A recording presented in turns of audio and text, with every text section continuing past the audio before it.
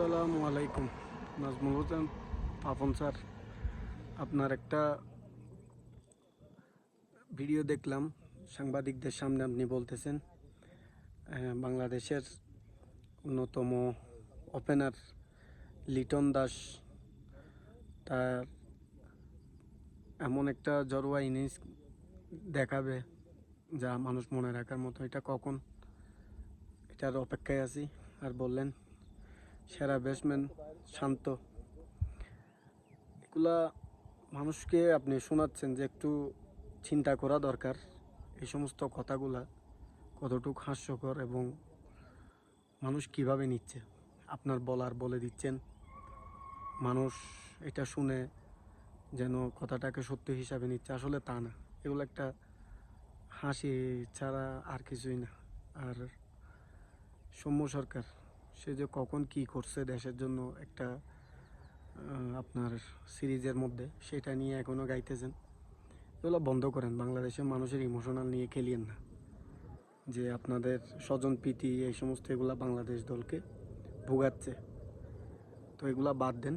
বিশ্বকাপের এই বছর না ওই বছর এই সমস্ত কথার কোনো ভিত্তি নাই। খেলতে যাবেন বিশ্বকাপ আনার জন্য, দেশকে একটা পরিচয় দেওয়ার জন্য, যে বিশ্বকাপ জয় হয়ে আসবে এরকম একটা টিম বানান। এরকম একটা টিম সবাই চাইতেছে। না হলে আপনার কারণে দেশের সরকারও প্রশ্নবিদ্ধ হতে পারে। এই সমস্ত কথা বলবেন না। এই সমস্ত স্বজন প্রীতি প্লেয়ারগুলো দলে রাখবেন না। যেগুলো ভালো নির্ভরযোগ্য, অবশ্যই দেশের জন্য দলের জন্য কিছু করতে পারবে, বাংলাদেশকে সুন্দর একটা কিছু উপহার দিতে পারবে, তাদেরকে নিয়ে দল গঠন করেন। বিশ্বকাপের জন্য শুভ কামনা রইল। আর আপনার কথাগুলোর বিরোধিতা করলে অনেক করা যায়, কিন্তু করতে চাইতেছি না। তো যতটুক বলার বলছি, এগুলা কতটুক পর্যন্ত মাথায় নেওয়ার মতো জানি না। আমরা তো বলেই যাব, কারণ আমরা বাঙালি জাতি। এত কিছুর পরেও মেনে নিতে হচ্ছে আপনাদের কথাগুলোকে। তো খুব দুঃখের সাথে বলতেছি, আমরা দেশকে ভালোবাসি।